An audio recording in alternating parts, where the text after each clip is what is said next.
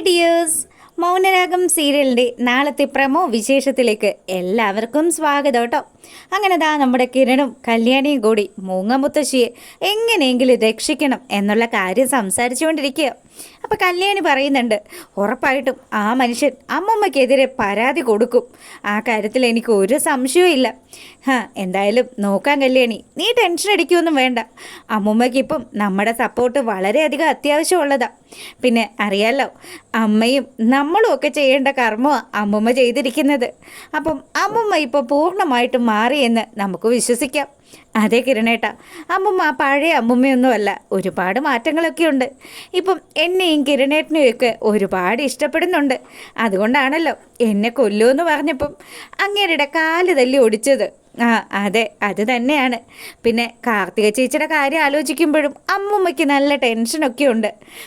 ഇനി നിങ്ങൾ രണ്ട് പെൺമക്കൾ മാത്രമേ അമ്മമ്മയ്ക്ക് തുണയായിട്ടുള്ളൂ എന്ന് ആ അമ്മമ്മയ്ക്ക് അറിയാം. വയസ്സാം കാലത്തെങ്കിലും പുള്ളിക്കാരിക്ക് സദ്ബുദ്ധി ഉദിച്ചല്ലോ. അങ്ങനെ റൂമിലിരിക്കുക നമ്മുടെ മൂങ്ങമുത്തശ്ശി. ദീപയും താരയും കൂടി നമ്മുടെ മൂങ്ങമുത്തശ്ശിയുടെ അരികിലിരിക്കുന്നു. അപ്പോൾ ദീപ പറയുന്നുണ്ട്, അമ്മേ, പ്രകാശനെ ബാലൻ ആശുപത്രിയിൽ എത്തിച്ച് കാണുമായിരിക്കും മോളെ. ബാലനെ വിളിച്ച് ഞാൻ കാര്യങ്ങളൊക്കെ പറഞ്ഞിട്ടുണ്ട്. അതിനുശേഷമാണ് ഞാൻ ആ വീടിൻ്റെ പടി ഇറങ്ങിയത്. എന്തായാലും എനിക്ക് നല്ല വിശ്വാസമുണ്ട് ബാലൻ പ്രകാശനെ ആശുപത്രിയിൽ എത്തിക്കുമെന്ന്. പിന്നെ ഇതോടുകൂടിയെങ്കിലും ആ മഹാഭാവിയുടെ സ്വഭാവത്തിൽ എന്തെങ്കിലും മാറ്റം ഉണ്ടായാൽ മതിയായിരുന്നു. അയാൾ ഒരിക്കലും മാറില്ലമ്മേ. അങ്ങനെ മാറാനായിരുന്നെങ്കിൽ എന്തോരവസരം അയാൾക്ക് മുന്നിൽ വന്നതാ. അയാളുടെ ശരീരം തളർന്ന് കിടപ്പായിരുന്ന സമയത്തും അതുപോലെ അറ്റാക്ക് വന്നിരുന്ന സമയത്തും ഒക്കെ അയാൾ മാറി ചിന്തിക്കേണ്ടതല്ലായിരുന്നോ? എന്നിട്ട് അന്നൊന്നും ചിന്തിക്കാത്തത് ഇനിയിപ്പോൾ ഒരു കാരണം വെച്ചാലും ചിന്തിക്കില്ല. അവൻ എന്നോട് പറഞ്ഞായിരുന്നു അവൻ ഇനി അധികം ആയുസില്ല എന്ന്. അതിനു മുന്നേ കല്യാണി മോളെ കൊന്നിട്ട് ഈ ഭൂമിയിൽ നിന്ന് തന്നെ പോയാലും അവന് സന്തോഷമാണെന്നൊക്കെ. എന്തായാലും ഇനിയിപ്പോൾ അതിനുള്ള ഒരവസരമൊന്നും നമ്മൾ കൊടുത്തില്ലല്ലോ. പ്രകാശൻ ഇനി കുറച്ച് കാലത്തേക്ക് എഴുന്നേറ്റ് നടക്കില്ല. ആരുടെയെങ്കിലുമൊക്കെ സഹായം ഇല്ലാണ്ട് ഒരു കാര്യം നടക്കത്തും ഇല്ല എന്ന് മൂങ്ങ പറഞ്ഞു.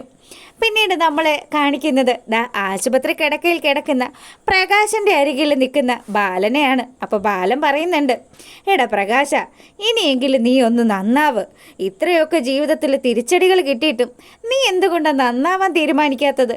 നിൻ്റെ അമ്മ പോലും നന്നാവുന്ന ആ ഒരു കാര്യത്തിലേക്ക് ഇപ്പം മാറിയില്ലേ?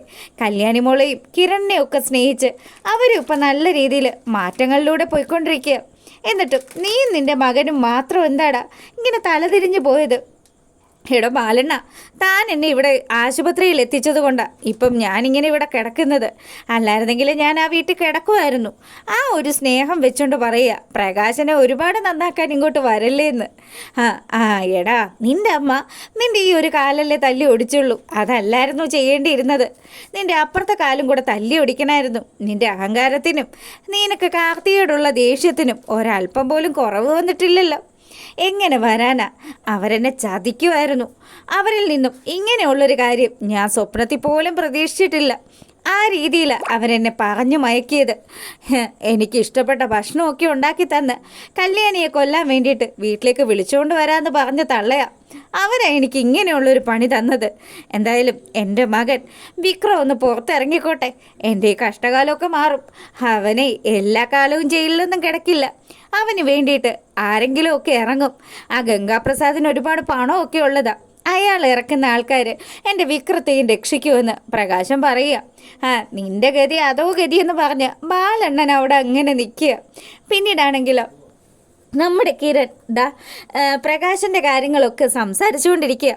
അപ്പം കിരൺ പറയുന്നുണ്ട്, അതെ കല്യാണി, കാർത്തികയുടെ അടുത്ത് ചെന്നിട്ട് പ്രകാശൻ ആ ആശുപത്രിയിൽ അഡ്മിറ്റായ വിവരമൊക്കെ നീ പറയണം കേട്ടോ. അതിപ്പം തന്നെ പോയി പറയാമല്ലോ. അല്ല, കിരണേട്ടൻ വരുന്നില്ലേ ആ സന്തോഷ വാർത്ത ചേച്ചിയെയും അമ്മയെയും അറിയിക്കാൻ വേണ്ടിയിട്ട്? ഞാൻ വരാം. അതിനു മുന്നേ നീ എല്ലാ കാര്യങ്ങളും കാർത്തികയോട് വിശദമായിട്ട് പറയണം. പ്രകാശന് വേണ്ടിയിട്ട് അവരിനി എന്തെങ്കിലും കരുതി വെച്ചിട്ടുണ്ടെങ്കിൽ ഇപ്പോൾ ഈ കിടക്കുന്ന കിടപ്പിൽ ചെയ്യാവുന്നതല്ലേ ഉള്ളൂ. കാർത്തികയുടെ തലമണ്ട പൊടിച്ചത് ആ വിക്രമാണല്ലോ. ആ വിക്രത്തിന് ഇതിനൊക്കെ ഉപദേശം നൽകിയത് പ്രകാശനാകാനാണ് സാധ്യത. അങ്ങനെയാണെങ്കിൽ പ്രകാശൻ ആ കിടക്കുന്ന കിടപ്പിൽ രണ്ടടി കൊള്ളാൻ അർഹതയുണ്ട്. അതുകൊണ്ട് നീ ഇന്ന് പോയി കാര്യങ്ങളൊക്കെ അവരോട് സംസാരിക്കണം. എല്ലാ കാര്യങ്ങളും ഞാൻ ചേച്ചിയോടും അമ്മയോടും സംസാരിക്കും. അയാൾക്ക് കിട്ടാവുന്നതിൻ്റെ മാക്സിമം അയാൾക്കിപ്പോൾ കിട്ടിക്കൊണ്ടിരിക്കുക. ഇത്രയൊക്കെ കിട്ടിയിട്ടും ഇയാൾ എന്താ കിരണേട്ടാ നന്നാവാത്തത്? എങ്ങനെ നന്നാകാനാ? അയൽവക്കത്തൊരുത്തൻ കിടപ്പുണ്ടല്ലോ, എൻ്റെ അമ്മാവനെന്ന് പറയുന്നവൻ. അവൻ ഇത്രയും അടി കൊണ്ട് അവശതയിൽ കിടക്കുന്നുണ്ടെങ്കിലും നമ്മൾ രണ്ടുപേരും നശിച്ചു പോകണമെന്നും നീ മരിച്ചു പോകണമെന്നും ഒക്കെയല്ലേ അയാൾ ആഗ്രഹിക്കുന്നത്. അത് ശരിയാ. കിരണേട്ടൻ്റെ അങ്കിളിനെ പോലെ തന്നെ ഈ പ്രകാശൻ എന്ന് പറയുന്ന മനുഷ്യനും ഒരു കാലത്ത് നന്നാവത്തില്ല. അയാളുടെ ഒന്നും സ്വഭാവം ഒരു കാലത്ത് നേരെ ആവാനും പോകുന്നില്ല. ഇപ്പം തന്നെ പ്രകാശൻ അടികൊണ്ട വിവരമൊക്കെ അയാൾ അറിഞ്ഞു കാണും. അയാൾ അറിയാത്ത ഒരു കാര്യവും എന്തായാലും നമ്മുടെ ജീവിതത്തിൽ സംഭവിക്കാറില്ലല്ലോ. എന്ത് കാര്യങ്ങളാണേലും ഈ വീട്ടിൽ ഒരു ഇല അനങ്ങിയാലും ബഗാസുരം മണത്തറിയും. അതുപോലെ തന്നെ അയാളുടെ മകളും. അവറ്റകളെയൊക്കെ എത്രയും പെട്ടെന്നൊന്ന് പൂട്ടണം കിരണേട്ട. എന്തായാലും അച്ഛൻ ചില കാര്യങ്ങളൊക്കെ പ്ലാൻ ചെയ്യുന്നുണ്ട് കല്യാണി, നീ വിഷമിക്കുമൊന്നും വേണ്ട. പിന്നെ മനോഹരൻ എന്ന് പറയുന്ന ഒരുത്തൻ സരയുവിൻ്റെ ജീവിതത്തിൽ ഉള്ളിടത്തോളം കാലം അവളുടെ ജീവിതം കോഞ്ഞാട്ടയാ. അതവൾക്ക് മനസ്സിലാക്കി കൊടുക്കുന്ന ഒരു ദിവസം നമുക്ക് മുന്നിൽ വരും. അതേ കിരണേട്ട, ഞാനും അതിനു വേണ്ടിയിട്ട് കാത്തിരിക്കുക. അവളുടെ മുന്നിൽ എനിക്ക് ഒന്നുകൂടെ ജയിക്കണം. അവളെ ഒരുപാട് ദ്രോഹങ്ങൾ ചെയ്തിട്ടുള്ളതല്ലേ. ഇനി ആ ബഗാസുരനും അയാളുടെ ഭാര്യയും നെട്ടോട്ട് ഓടുന്ന കാഴ്ച കൂടി എനിക്ക് കാണണം.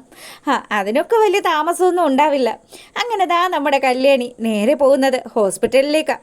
കാർത്തികയെയും ലക്ഷ്മി അമ്മയും ചെന്ന് കണ്ടിട്ട് ലക്ഷ്മി അമ്മയോട് പറഞ്ഞു, അമ്മേ ഒരു സന്തോഷ വാർത്തയുണ്ട്. എന്താ മോളെ, എന്താണ്? അതെ, അമ്മയുടെ മോളെ ഈ അവസ്ഥയിലാക്കിയല്ലോ വിക്രം. അവൻ്റെ അച്ഛൻ ഇവിടെ ആശുപത്രിയിൽ അഡ്മിറ്റാ. അയ്യോ, അയാൾക്ക് എന്ത് പറ്റി? അയാൾക്ക് വീണ്ടും നെഞ്ചുവേദന വന്നോന്ന് കാർത്തിക ചോദിക്കുക. ഏയ്, ഇത് നെഞ്ചുവേദനയൊന്നും അല്ല. ആ ദുഷ്ടൻ്റെ മുട്ടുകാല് തല്ലി ഒടിച്ചു നമ്മുടെ മുത്തശ്ശിയാണെന്ന്. എന്താ മോളെ കേൾക്കുന്നത്? അതേന്നേ, ഭാനുമതി അമ്മുമ്മ നന്നാവാൻ തീരുമാനിച്ചല്ലോ. ആ നന്നാവുന്നതിൻ്റെ ഭാഗമായിട്ട് അമ്മുമ്മ പ്രകാശൻ്റെ മുട്ടുകാല് തല്ലി ഒടിച്ചിരിക്കുന്നു. അച്ഛനാണ് എങ്കിലും അച്ഛനെന്ന് വിളിക്കാൻ പോലും എനിക്ക് തീരെ ഇഷ്ടമല്ല. അയാളെ ഞാൻ ദുഷ്ടാന്ന് തന്നെ വിളിക്കുള്ളൂ എന്ന് കല്യാണി പറയുക. അപ്പോഴത്തേക്കിന് ലക്ഷ്മി അമ്മയ്ക്ക് വലിയ സന്തോഷമായിട്ടോ. അയാൾക്ക് കിട്ടേണ്ടത് കിട്ടിയല്ലോ. ഇനിയിപ്പം നമ്മൾ ഏത് ശത്രുക്കളെയാണ് പേടിക്കേണ്ടത്? മോളെ ഇപ്പോഴാണ് ഒന്ന് സമാധാനമായത്. അല്ല, പ്രകാശൻ ഇങ്ങനെ ഒരു കിട്ടൽ കിട്ടിയപ്പം നമ്മളൊന്ന് പോയി കണ്ട് ആ ഒരു സന്തോഷം ഒന്ന് അറിയിക്കണ്ടേ? പിന്നെ ഉറപ്പായിട്ടും വേണമല്ലോ. അതിനല്ലേ ഞാൻ ഇങ്ങോട്ട് വന്നത് തന്നെ.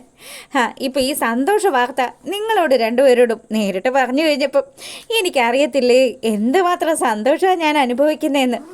അങ്ങനെ വയ്യാതെ കാലൊക്കെ നീട്ടി വെച്ച് നമ്മുടെ പ്രകാശൻ കിടക്കുന്ന കിടപ്പിൽ കാർത്തികയും ലക്ഷ്മി അമ്മയും നമ്മുടെ കല്യാണിയും കൂടി പ്രകാശൻ്റെ അരികിലേക്ക് ചെല്ലുക. പ്രകാശൻ ഇവരെ കണ്ടതും ശരിക്കും കലി കൊണ്ട് പ്രകാശൻ പറഞ്ഞു, നീയൊക്കെ എന്തിനാ ഇങ്ങോട്ട് വന്നത്? എടോ, താൻ ഇങ്ങനെയൊക്കെ കിടക്കുന്ന കാഴ്ച കണ്ട് രസിക്കാൻ വന്നതാണോ? ഇപ്പം അവസാനം തൻ്റെ കൂടെ നിന്ന് തൻ്റെ അമ്മ പോലും തന്നെ തള്ളിക്കളഞ്ഞില്ലേ? ഇനി എന്നെങ്കിലും താനൊന്ന് മാറി ചിന്തിക്കും. തനിക്ക് മനസ്സിലാവും പെമ്മക്കൾ തന്നെയായിരുന്നു ഏറ്റവും വലിയ ശരിയെന്ന്. ഒരിക്കലും ഇല്ലടി, എൻ്റെ മോനെ ജയിലിലാക്കിയത് ഇവളും ഇതേ അവിടെ ഒരുത്തിയുണ്ടല്ലോ, ആ നിൽക്കുന്നവള് കല്യാണി, അവളും കൂടിയാ. അപ്പോൾ ഇത് കേട്ട് കഴിഞ്ഞപ്പോൾ നമ്മുടെ കല്യാണിക്ക് അങ്ങ് ദേഷ്യം വരാൻ തുടങ്ങി. ഇത്രയൊക്കെ അനുഭവിച്ചിട്ടും ഇയാൾ നന്നാവുന്ന ലക്ഷണമില്ലാന്ന് കിരണേട്ടനോട് ഞാൻ പറഞ്ഞതേ ഉള്ളൂ. ഇപ്പം അത് ഏകദേശം പൂർത്തിയായി. എടോ, താൻ എന്തെങ്കിലും ഒന്ന് നന്നാവുമോ? തൻ്റെ മകൻ തൻ്റെ കൺമുന്നിൽ വെച്ച് തീരുന്ന കാഴ്ച അത് തനിക്ക് കാണേണ്ടി വരുമോടോ? നീയൊക്കെ കൂടി അങ്ങനെയുള്ളൊരു കാഴ്ച എന്നെ കാണിക്കുന്നതിന് മുന്നേ നിന്നെയൊക്കെ ഞാൻ കൊന്നിരിക്കുമെന്ന് പ്രകാശം വെല്ലുവിളിക്കുക. അപ്പം ഇങ്ങനെയുള്ള വിശേഷങ്ങളൊക്കെയാണ് ഇനി വരാനിരിക്കുന്നത്. വീഡിയോസ് ഇഷ്ടമായിട്ടുണ്ടെങ്കിൽ ഒന്ന് ലൈക്ക് ചെയ്തിട്ട് കാണണേ. അപ്പം എല്ലാവർക്കും നല്ലൊരു രാത്രി ആശംസിച്ചുകൊണ്ട് ഇന്നത്തെ വീഡിയോ വൈൻഡപ്പ് ചെയ്യാണ്. അപ്പോൾ ഓക്കെ, ഗുഡ് നൈറ്റ്. രാവിലെ നമുക്ക് വീഡിയോ ആയിട്ട് വരാം.